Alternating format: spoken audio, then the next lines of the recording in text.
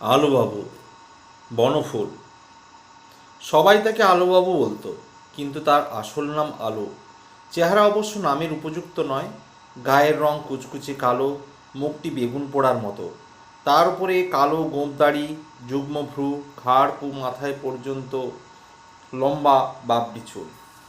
গলায় তুলসীর মালা, সেটিও কালো হয়ে গেছে। পরনে থানখানি অবশ্য ধপধপে সাদা, গায়ের চাদরখানিও সাদা। আলু থালু জামা গায়ে দিতেন না, জুতোও পরতেন না। একদিন সকালে আমার বৈঠকখানে ঢুকে নমস্কার করে কাঁচুমাচু হয়ে দাঁড়িয়ে রইলেন। সেই দিনই প্রথম দেখলাম তাকে। কী চাই আপনার? অনুগ্রহ করে একটু সাহায্য করবেন আমাকে। সাহায্য প্রার্থী অনেক আসে, অধিকাংশ লোকই টাকা চায়। ভাবলাম ইনিও বোধহয় সেই দলের। মনে মনে একটু বিরক্ত হলাম, কিন্তু মুখ ফুটে বিরক্তি প্রকাশ করতে পারলাম না। বরং বললাম, অসম্ভব না হলে নিশ্চয়ই করব। বলুন কি করতে হবে। তার বাঁ হাতে একটি ছোট থলি ছিল। তার ভিতর হাত ঢুকিয়ে তিনি একটি ছোট পাখির ছানা বার করলেন। একটা ছোঁড়া এই পাখিটার ছানার পায়ে দড়ি বেঁধে টেনে নিয়ে নিয়ে বেড়াচ্ছিল। আমি 2 আনা পয়সা দিয়ে বাচ্চাটাকে নিয়ে এসেছি তার কাছ থেকে। মনে হচ্ছে এর পায়ে লেগেছে। পায়ে দড়ি বেঁধে টেনে নিয়ে বেড়াচ্ছিল কি না একটু দেখবেন দয়া করে। শুনেছি আপনি বড় ডাক্তার।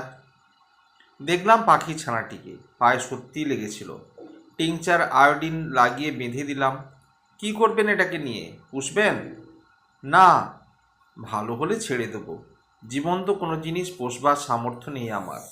ইচ্ছে করে খুব, কিন্তু পয়সা নেই। এই জন্য বিয়েও করিনি।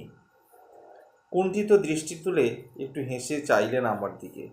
ওহো, এর আগে তো দেখিনি আপনাকে। কোথায় থাকেন? অবিনাশবাবুর বাড়িতে। দিন 7 হলো এসেছি। আর একবার কুণ্ঠিত দৃষ্টি তুলে যাইলেন। অবিনাশবাবু এখানকার নামজাদা উকিল একজন। অবিনাশবাবুদের সঙ্গে আত্মীয়তা আছে বুঝি? না, তেমন কিছু নয়। আমার এক দুঃসম্পর্কের ভগিনীর বন্ধুর শ্বশুরানী উনি। আসলে খুব লোক ভালো, তাই দয়া করে থাকতে দিয়েছেন। আলোবাবু পাখির ছানাটি নিয়ে চলে গেলেন। দিন কতক পরে অবিনাশবাবুর বাড়ি যেতে হয়েছিল। সেখানে আলাবাবুর সঙ্গে আবার দেখা হয়ে গেল। দেখলাম তিনি একটি দেশি কুকুরের বাচ্চার পরিচর্যায় নিযুক্ত রয়েছেন। আমাকে দেখি এক মুখ হেসে বললেন, বিনুবাবুর কুকুর এটি। কুকুর পোষার শখ আছে, কিন্তু সেবা করতে জানেন না। দুটো চোখে এতক্ষণ পিচুরি ভর্তি ছিল, তুলো ভিজিয়ে পরিষ্কার করলুম। আর কুকুরকে সারাক্ষণ বেঁধে রাখলে কি চলে? ওদের সঙ্গে খেলা করতে হয়। কুকুরটার দিকে চেয়ে তার মুখের সামনে টুসকি দিতে লাগলেন। ল্যাজ নেড়ে খেলা করতে লাগলো কুকুরটা। বিনু অবিনাশের ছেলে, বয়স 10 বছর। অবিনাশবাবুর সঙ্গে দেখা হলো একটু পরে। বললাম, আপনার এই আলোবাবু লোকটি একটু অদ্ভুত ধরনের মনে হচ্ছে। হ্যাঁ, অদ্ভুতই। স্নেহের কাঙাল বেচারা, গরিবও খুব। আপনার সঙ্গে আলাপ হয়েছে নাকি? বলে, হ্যাঁ, এক পাখি পেশেন্ট নিয়ে গিয়েছিলেন আমার কাছে। দেখবেন তো যদি ওর চাকরি বাকরি একটা জুটিয়ে দিতে পারেন কোথাও। সেবা করতে বড় ভালোবাসে, বিশেষত সেবার পাত্র বা পাত্রী যদি অসহায় হয়। দিন কতক পরেই সিভিল সার্জনের সঙ্গে দেখা হলো। একসঙ্গে কলেজে পড়েছিলাম। কথায় কথায় আলুবাবুর কথা পড়ল। সিভিল সার্জন বললে, এখানকার হাসপাতালে ওকে প্রবেশনার ড্রেসার করে ঢুকিয়ে দিতে পারি, তবে 10 টাকার বেশি এখন পাবে না। পরীক্ষায় পাশ করলে ওর মায়ের বাড়বে। আলুবাবু হাসপাতালে আউটডোরে রুগীদের ঘা ধোয়াতে লাগলেন। মাসখানেক পরেই কিন্তু চাকরিটি গেল তার। একদিন আমার ল্যাবরেটরিতে এসে শুষ্ক মুখে বসে আছেন। কি খবর? আমাকে দূর করে দিলে কেন? একটা লোকের পায়ের ঘা কিছুতেই ছাড়ছিল না। সেই আমাকে একটা ওষুধ দেখিয়ে দিয়ে বললে, ওই ওষুধটা দাও, তাহলে সেরে যাবে। ওটা লাগিয়ে দিতে নাকি অনেকে সেরে গেছে। দিলুম ওষুধটা লাগিয়ে। প্রায় সঙ্গে সঙ্গে এই লোকটা চিৎকার শুরু করে দিলে। সে এক হয়ে হয়ে ব্যাপার। ডাক্তারবাবু এলেন। তিনি তো চোটেই লাল। বলেন, কার হুকুমে তুমি ঘায়ে কার্বলিক অ্যাসিড ঢেলে দিয়েছ? আমি আর কি বলবো, চুপ করে রইলাম। ডাক্তারবাবু আমাকে দূর করে দিলেন। আমি ওর ভালোর জন্যই ওষুধটা দিয়েছিলাম, আর ওর কথাতেই দিয়েছিলাম। আমি চুপ করে রইলাম। কি আর বলবো, সত্যিই অন্যায় কাজ করেছেন। কিছুক্ষণ বসে থেকে আলাবাবু চলে গেলেন। কষ্ট হতে লাগলো ভদ্রলোকের জন্য, কিন্তু কি করবো ভেবে পেলাম না। দিন কয়েক পরে অবিনাশবাবুর বাড়ি থেকেও বিদায় নিতে হলো আলোবাবুকে। শুনলাম অবিনাশবাবুর স্ত্রী দূর করে দিয়েছেন তাকে। আলোবাবু যা করছিলেন তা কোনো মা সহ্য করতে পারতেন না। তিনি এক বগলে কুকুরের বাচ্চাটা এবং আর এক বগলে অবিনাশবাবুর শিশুপুত্র তিনুকে নিয়ে একবার কুকুরটার মুখে আর সঙ্গে সঙ্গে তিনুর মুখে চুমু খাচ্ছিলেন। অবশেষে আমি আশ্রয় দিলাম আলোবাবুকে। একদিন সন্ধ্যের পর এসে দেখলাম তিনি একটা সোলার হ্যাট বাজিয়ে গুনগুন করে গান গাইছেন। আপনি গান বাজনা জানেন নাকি? কুণ্ঠিত মুখে উঠে দাঁড়ালেন তিনি। এককালে ডুগরি তবলা বাজাতে পারতাম, দৈন্যের দায়ে সব বেচে দিতে হয়েছে। এখন হ্যাট বাজাই। বলা বাহুল্য, খুব কৌতুক অনুভব করলাম। হ্যাট পেলেন কোত্থেকে? অনেক আগে স্যুটও পরতাম, সব গেছে, ওই হ্যাটটি আছে কেবল। আলোবাবুর আরও পরিচয় পেলাম দিন কয়েক পর। একদিন দেখি তিনি ছুটতে ছুটতে আসছেন। কি হলো, ছুটছেন কেন? 10টা বেজে গেছে, আমার ঘড়িতে দম দেওয়া হয়নি এখনো।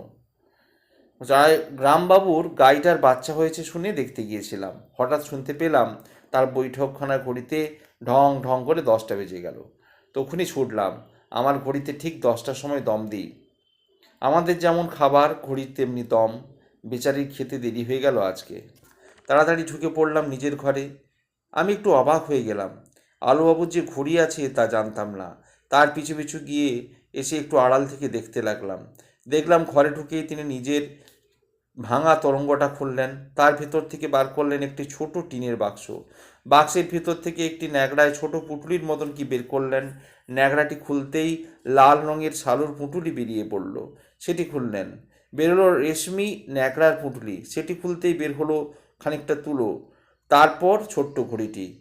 3 পুরু কাপড় ঢাকা ঘড়িটিতে আঙুলের মতো রাখতেন তিনি সযত্নে। ঘড়িটি বার করে চাপটালি খেয়ে বসলেন। তারপর চোখ বুজে ধীরে ধীরে দম দিতে লাগলেন। মনে হলো যেন পুজো করছেন। অবিনাশবাবুর কথাটা মনে পড়ল। স্নেহের কাঙাল বেচারা, জীবনে কিন্তু ভালোবাসার সুযোগ পাচ্ছেন না কোথাও। সব স্নেহতায় উজাড় করে দিয়ে দিয়েছেন বোধহয় ঘড়িটির ওপর। একদিন ল্যাবরেটরি থেকে ফিরে দেখি আলোবাবু হ্যাট বাজিয়ে তারস্বরে গান গাইছেন। 2টো লাইনই বারবার গাইছেন। আমায় ওরা সইল না কেউ, আমার কাছে রইল না কেউ। আমি খানিকক্ষণ দাঁড়িয়ে রইলাম অবাক হয়ে। এমন গলা ছেড়ে গান গাইতে শুনিনি কখনো তাকে। দাঁড়িয়ে থাকতে দেখে থেমে গেলেন তিনি। আজ এত জোরে গাইছেন যে, অমনি। তারপর আমার দিকে চেয়ে কুণ্ঠিত হাসি হেসে বললেন, আমার ঘড়িটা চুরি হয়ে গেছে। ঠিক সময় হয়তো ভালো করে দম দিতে পারবো না। টপ টপ করে তার চোখ দিয়ে জল গড়িয়ে পড়ল কয়েক ফোঁটা। আলোবাবু এখন পাগলা গারদে আছেন। সমাজের সঙ্গে নিজেকে খাপ খাওয়াতে পারলেন না কিছুতেই। বনফুলের রচনা, সাহিত্যিক বলাইচাঁদ মুখোপাধ্যায়ের ছদ্মনাম বনফুল। জন্ম বিহারের পূর্ণিয়া জেলার মণিহারিতে। সাহেবগঞ্জ হাই স্কুলে পড়ার সময় 1915 সালে প্রথম লেখা কবিতা মালঞ্চ পত্রিকায় প্রকাশিত হয়। তারপর প্রবাসী ভারতী পত্রিকায় বনফুল ছদ্মনামে কবিতা লেখেন। পাটনা মেডিকেল কলেজে থেকে তিনি ডাক্তারি পাশ করেন। তার লেখা প্রথম উপন্যাস তৃণখণ্ড। বাংলা সাহিত্যে ক্ষুদ্রতম ছোট গল্পেরও জনক তিনি। ছোট গল্প, নাটক, উপন্যাস সব শাখাতেই তিনি সমান দক্ষ। তার লেখা উল্লেখযোগ্য গ্রন্থ স্থাবর জঙ্গম, মন্ত্রমুগ্ধ, হাটেবাজারে, শ্রী মধুসূদন, বিদ্যাসাগর প্রভৃতি। আত্মজীবনীমূলক গ্রন্থ পশ্চাৎপট রবীন্দ্র পুরস্কারে সম্মানিত। কলিকাতা বিশ্ববিদ্যালয়ের জগত্তারিণী পদক আর ভাগলপুর ও যাদবপুর বিশ্ববিদ্যালয় থেকে ডিলিট উপাধি লাভ করেন এই চিকিৎসক সাহিত্যিক বনফুল বলাইচাঁদ মুখোপাধ্যায়। ধন্যবাদ।